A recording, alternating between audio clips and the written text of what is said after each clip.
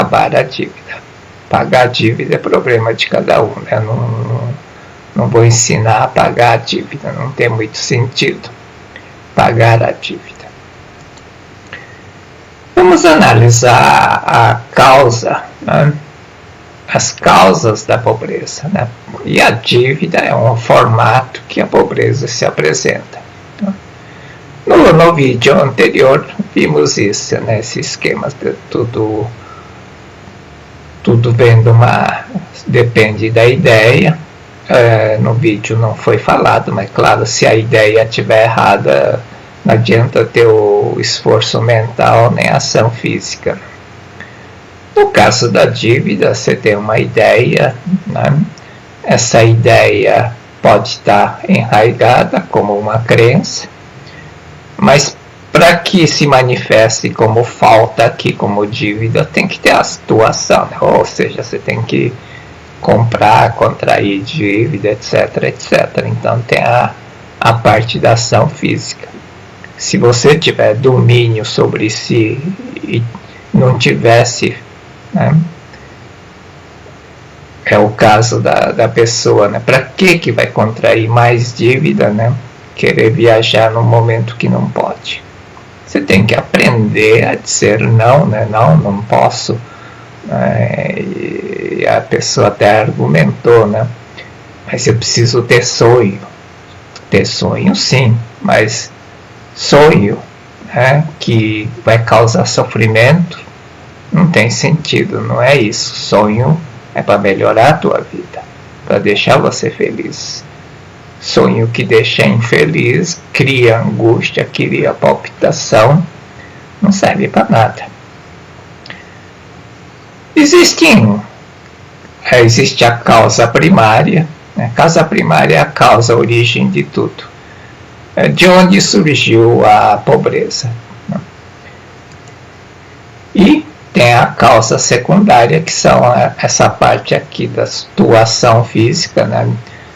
A dívida não aparece se você não comprar ou não contrair um compromisso que não consegue pagar, e assim por diante, né? E tem uma causa mental.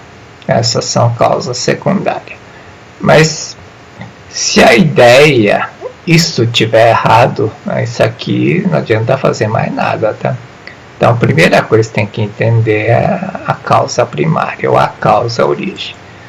A causa origem é uma crença coletiva, né, que vem da história da expulsão do Jardim do Éden. Até ser expulso do Jardim do Éden, o homem vivia em fartura, né, tinha tudo nas mãos. E aí, mas não é que foi expulso, né? O que aconteceu? O homem, né, ao comer o fruto da árvore da inteligência, né, do bem e do mal, viu o mundo materialisticamente, viu o mundo dualístico e viu a si como nu, né, como corpo, né? Viu a si como matéria. Quando viu a si com a matéria, ele se desligou de Deus, se afastou de Deus, se expulsou do Jardim do Éden, porque o homem material não vive no Jardim do Éden, que é o mundo espiritual. O homem, né, material não pode viver, foi por isso que tem como expulso, mas na verdade não foi expulso, o homem em si nunca foi expulso do Jardim do Éden. Nesse momento ele se desligou de Deus, né, das ideias de Deus. E aí criou-se um mindset fixo coletivo. O mindset fixo é um mindset que acredita que tudo é limitado, né? É fixo, não pode aumentar. Criou-se uma crença coletiva, né? O mundo, se você olhar o mundo material, tudo é finito, né? Tem tantas mesas, tantas cadeiras, né? Você vai numa sala, tem 10 cadeiras, tiver 15 pessoas, vai faltar 5. Você percebe a falta. E foi o que aconteceu, né? Viu o mundo material, viu o suprimento de grãos, de trigo, de arroz, de animais, enfim, viu que tinha mais gente do que o suprimento. Criou-se a crença coletiva de que neste mundo existem faltas, né? E o que move esse mundo é essa crença de falta, né? Falta. Né? Nós produzimos riqueza pensando em suprir faltas. Por isso que, por mais que a humanidade produza riqueza, continua faltando. É isso que acontece no dia de hoje. Né? Por mais que você produza riqueza, e é bem fácil de entender isso, volta 100 anos atrás, né? Mesmo considerando o número de população por habitante, se vê quanto se produzia de riqueza 100 anos atrás e quanto se produz hoje, nós vamos ver que produzimos muitíssimo mais riqueza no mundo. E nem por isso acabou o problema da pobreza, da falta nesse mundo. Porque a mente que acredita na falta, por mais que crie riqueza, cria novas faltas. É o mesmo caso do remédio. O remédio para combater a doença, acreditando que a doença existe. Por mais que se crie remédios, mais doenças vão surgir. É o que acontece hoje. Basta ver que 50 anos atrás as doenças que tem hoje não existiam. Remédio também não existia, né? Mas quanto mais remédio cria, mais doença aparece. Por isso que tem esse ditado, né? O pão dos que creem que vem dos homens é limitado, finito. O pão dos que creem que vem dos céus é ilimitado, é infinito. O pão do que creem que vem dos homens, desse mundo material, né? E aí é toda a causa de brigas e confusões e até guerras, né? É por causa dessa visão finita, né? Recursos são finitos, então se briga pelas coisas finitas. As causas secundárias, né, é oração. Ninguém ora, né, vai dizer, mas orar oração é pensamento constante, né? Aquilo que você mais lembra frequentemente. E o que você mais lembra frequentemente, né, são as faltas. Vai faltar isso. No vídeo anterior, né, não anterior, mas antes, né, sobre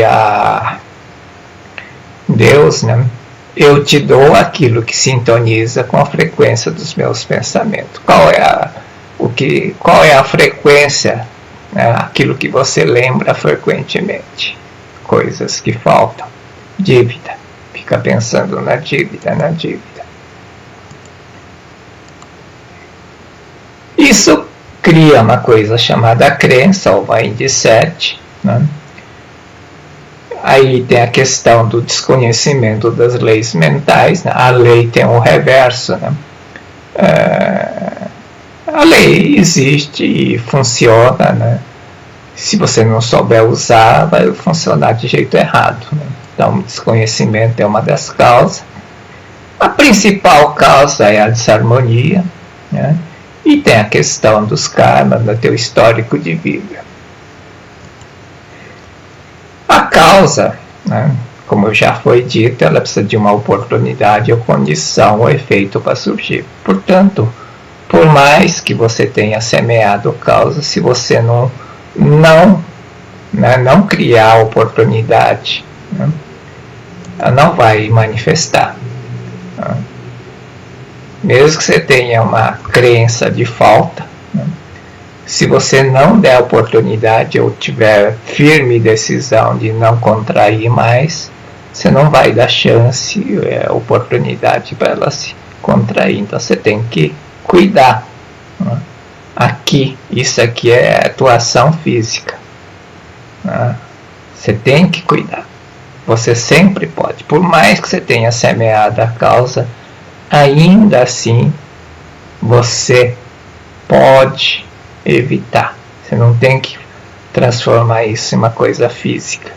Aqui, né? Tem que saber isso. Guarda bem isso. Só depende da tua decisão. Então vamos entender sobre o ponto de vista, né, de um projeto profissional. A causa primária dos projetos profissionais que não dão certo, ou seja, um empreendimento que não dá certo. Este mundo é o mundo da projeção da mente, né? Mas não é um mundo que cada um faz o que bem entende, tem um propósito. Né? O mundo tem um propósito, que é expressar a sua vontade, as ideias de Deus aqui. E o outro propósito é o homem tem um propósito, né? O mundo tem um propósito e você individualmente tem um propósito, né? Que é vivificar o outro, amar o próximo como a si mesmo. Você tem que amar a Deus, que é expressar a sua vontade, e amar ao próximo. São 2 mandamentos. O que acontece quando você tem objetivos, né, de só ganhar dinheiro, levar vantagem, obter ganhos pessoais, totalmente destituído, né, fora desses propósitos do mundo? O que acontece? Né? Você age dessa forma, desligado da mente, de tudo, da mente de Deus. É a mente desconectada da mente de Deus, que é o teu eu falso, né? E eu falso só pode criar coisas falsas, coisas sem valor. Se você cria coisas porque você tem ideias falsas, né, de ganância, de ganho fácil, né? E são coisas que são diferentes da mente de Deus. Ideia diferente.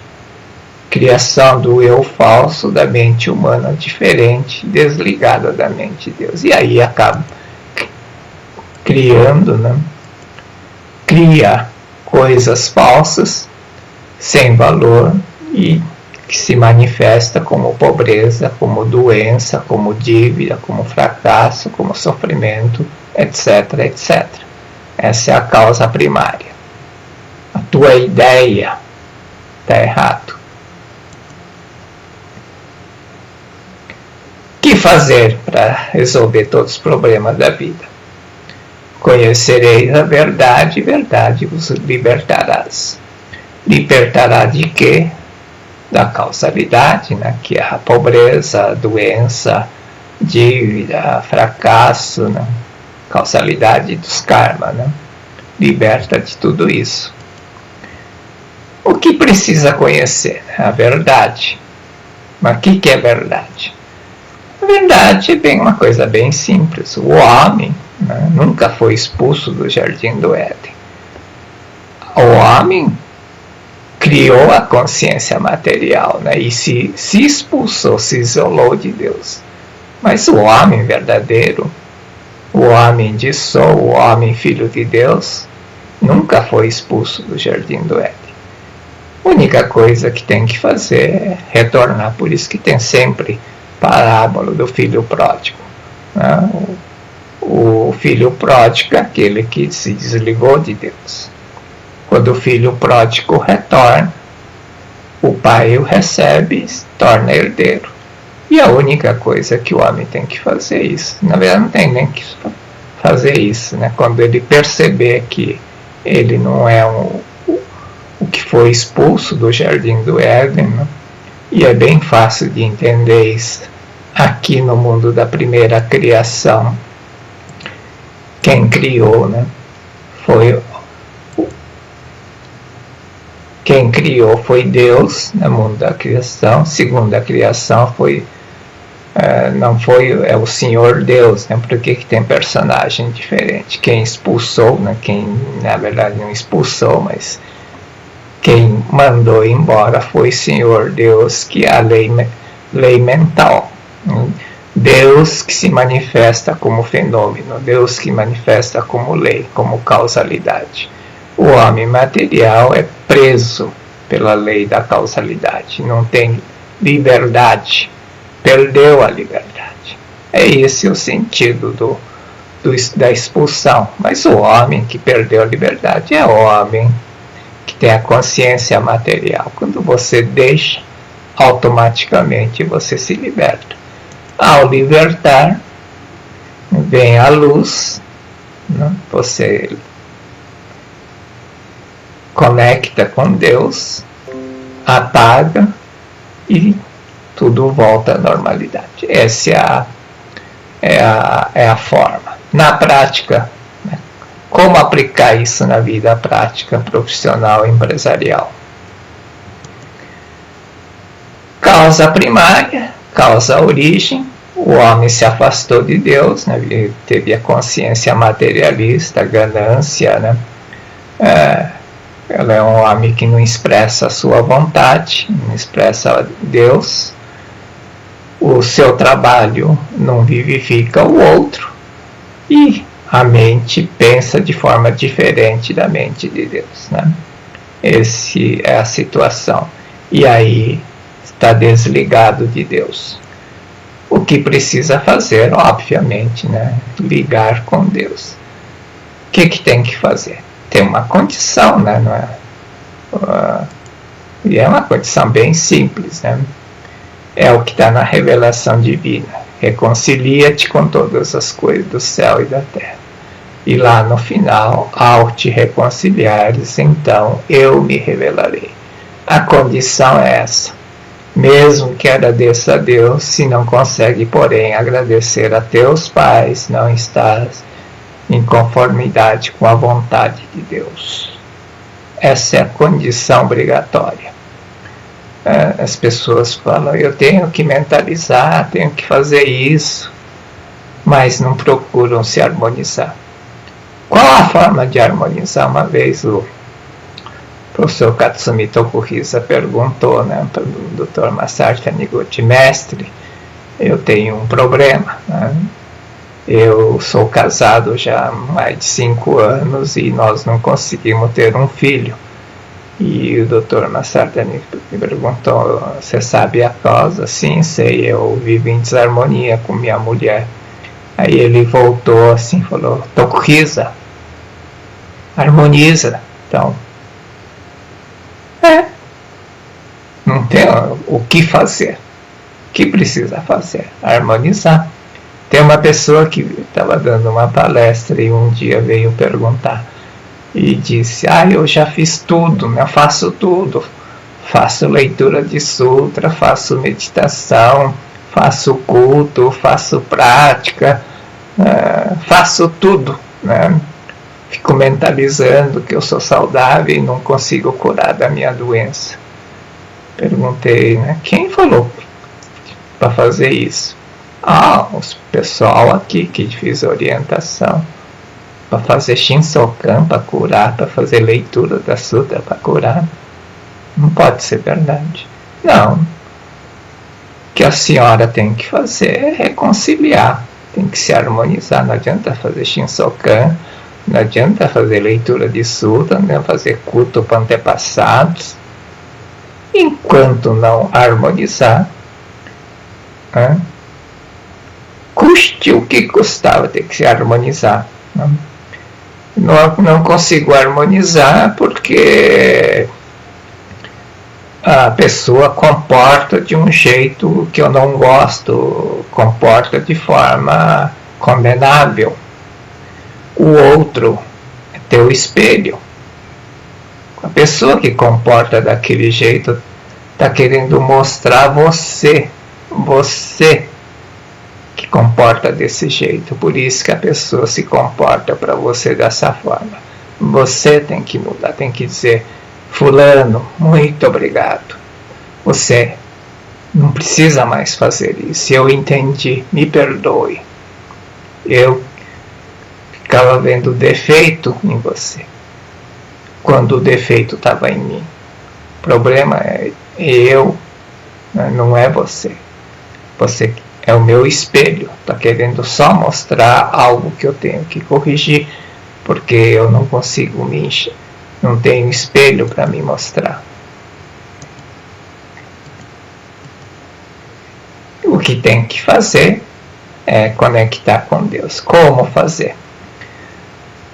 Senhor Ishisuke Yamashita, né, ele trabalhava no comércio marítimo de importação e ele ganhou muito dinheiro nesse comércio, mas quando veio a crise mundial após a Primeira Guerra Mundial, os negócios de comércio marítimo, né, ficaram bloqueados, a economia caiu numa recessão mundial e ele contraiu uma dívida de 6 milhões de ienes na época. Isso é uma fortuna, né? Até hoje é.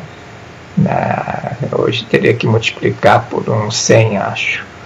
600 milhões de ienes, talvez até mais. É uma quantidade bem significativa.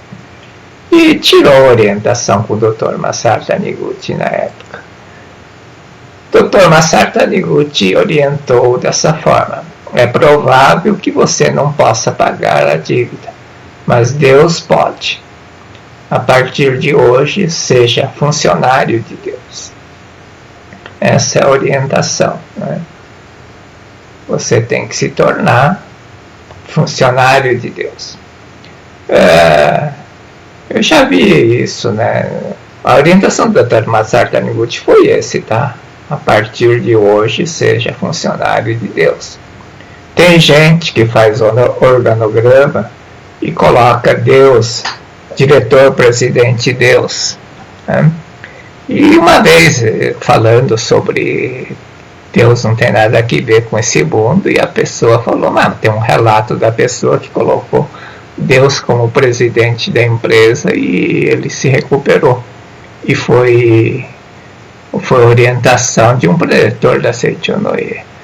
Não importa se seja orientação de preletor da Seichonoye, do que for, né? Na minha concepção, você não deve colocar Deus como presidente. Quer dizer, até pode, mas se colocar Deus como diretor-presidente da tua empresa, o lucro é dele, né? É muito cômodo, né? Boto de Deus como diretor-presidente, o prejuízo ele dá um jeito de pagar e o lucro vem para o meu bolso, né? Isso não está certo, né? Eu discordo disso, nesse negócio de colocar Deus como diretor-presidente, né? Pode ir lá como conselheiro, né? Dentro do organograma, né? Mas o que o Dr. Masaru quis dizer e disse: a partir de hoje, seja funcionário de Deus, ou seja, siga a vontade de Deus, faz aquilo que é da vontade de Deus, né? Não é só colocar Deus como diretor-presidente. No caso, né, pode ter dado certo por causa da crença, né? Eu coloco Deus como diretor-presidente e vai dar certo. Tem a força da crença, né? Força mental, e pode ter dado certo. Mas certamente é um sucesso passageiro, tá? Não solucionou o problema da pessoa. Não eliminou a causa primária. Senhor Shinzaku Ono. Shinzaku Ono é um médico que também é empresário, né?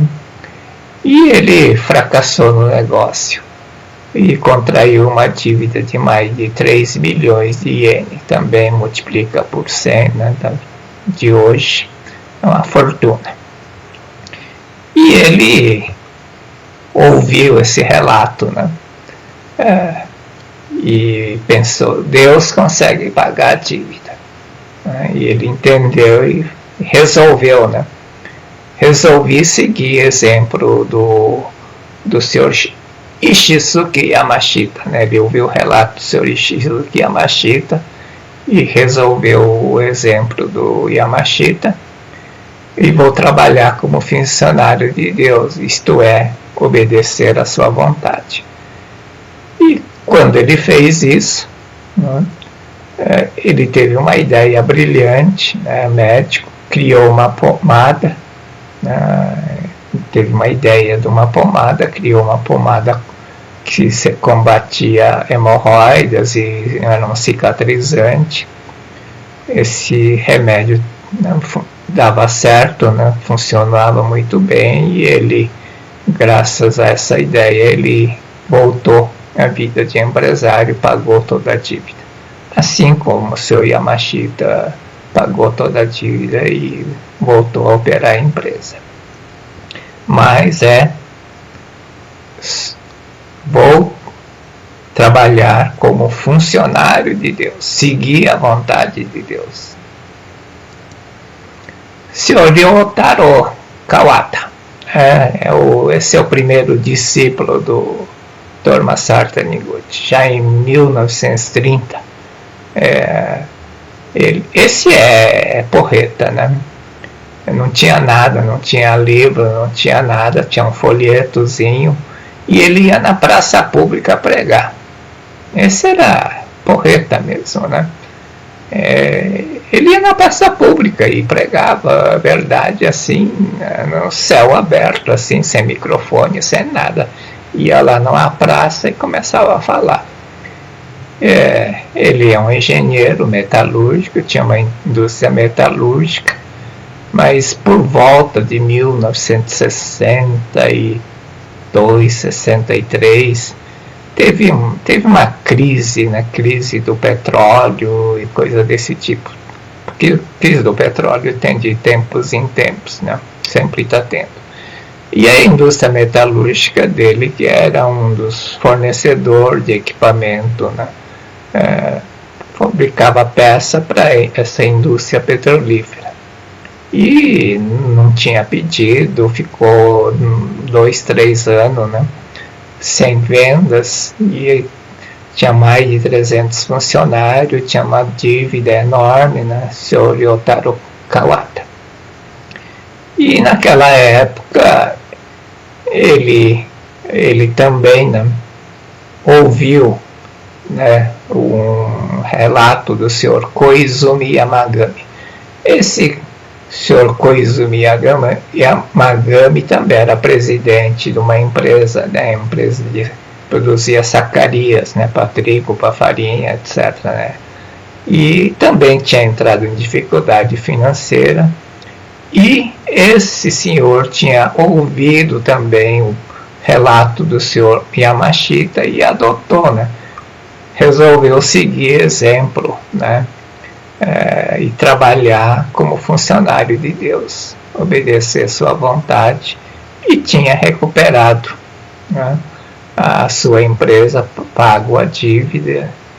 E então o senhor Ryotaro Kawata também, eu de hoje em diante também, apesar de ele conhecer a verdade, ser empresário, conhecer Seichono desde jovem, e ele, na verdade, ele estava vivendo um dilema, até no livro dele, a empresa estava mal e ele trabalhava, ele era presidente da associação, supervisor doutrinário da Seichono-e, e isso tomava tempo, e os colegas da diretoria reclamavam muito dele, e até chegou a exigir, Kawata, você escolhe a Seichono-e ou a empresa.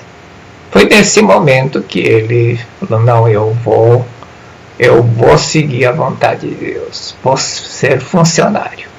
E aí ele resolveu o problema, conseguiu um empréstimo. As pessoas só quando vêm seguir vontade de seguir Deus, não vai pensar que Deus vem e apaga uma borracha, Isso não acontece, Vai dar uma sabedoria, vai vir uma ideia, como esse médico, Seoshin Zaku Ono, teve uma ideia da pomada. O Sr. Ryotaro Kawata também conseguiu empréstimo para pequenas empresas, média empresa. Ele colocou até a casa que ele morava de fiança, de garantia, para conseguir empréstimo, e conseguiu superar o problema. Mas ele se colocou na posição, Deus orientai-me, eu sou o diretor-presidente, mas eu sigo a sua vontade. Diga o que eu tenho que fazer, e superou o problema. E é dessa forma que supera, né, a causa primária. Essa é a causa das causas, é a causa, a origem de todos os problemas. Isso vale, né? Os relatos são no mundo empresarial, mas no mundo profissional, no pessoal, é tudo igual, tá? Não tem diferença. Próximo vídeo, né? Vídeo 29, vamos falar sobre para pagar a dívida, deve apagar a dívida. Né? Muitas pessoas pagam a dívida, mas como não apaga a dívida da mente, por mais que pague, a dívida volte. Né? Você tem que dar um del, né? Deletar. Deletar, né? Não é apagar teu karma, tá? O karma é a dívida que você contraiu. Você não deleta, tá? Dívida que você contraiu, ou seja, teu karma, você tem que pagar mesmo. Você tem que apagar da tua mente a causa. É isso que tem que entender. Então são duas ações, né? Não adianta só pagar a dívida continuando com a causa mental. Por mais que você pague fisicamente, vai surgir nova dívida. Que é a situação da maioria das pessoas. Elas se especializam em pagar dívida. São craque em pagar dívida. Paga, mas continua tendo dívida. O karma, a dívida contraída, não apaga não, tá? Você não pode fazer nada. Mudar o teu karma, o teu histórico da vida. Você tem que pagar a dívida mesmo. Mas você tem que entender a dívida sobre o ponto de vista kármico, e você tem que entender a dívida sob o ponto de vista da ciência mental. Sem isso, você não acaba com a dívida, que é o tema que a gente está falando. Como acabar com a dívida. Pagar a dívida é outro problema, né? O problema da pagar a dívida é problema de cada um, né? Se conseguiu contrair, tem que pagar, e ponto final. Não sou eu que vou ensinar. Este foi o 28º vídeo, né? O que fazer para acabar com a dívida, né? Só para deixar bem claro, não é o que fazer para pagar a dívida. Vamos ver se tem algum questionamento. Acho que não tem nenhuma pergunta. Tem uma pergunta aqui. Além do própria postura, ou seja, o apego poderia ser um karma familiar em relação à dívida? Até possível, né? Mas isso tem que examinar direito, não é? É raríssimo, né? Ter esse negócio de karma familiar, né? 99,9% é desarmonia, resto é karma familiar. Que mais? Bom, acho que você tem que tirar a orientação com a Thaís, né? Graças à orientação, compreendi a verdade e tudo na minha vida mudou. Inclusive problemas com dívida. Olha aí, ó. Você tem que falar com ela, tem que tirar a orientação. A Sueli tem que tirar a orientação com a Thaís. Bom, não tem nenhum questionamento, então no próximo vídeo, sexta-feira, né, vamos falar sobre como pagar a dívida. Você tem que apagar a dívida, né, mas não é apagar o teu karma. Bom, muito obrigado.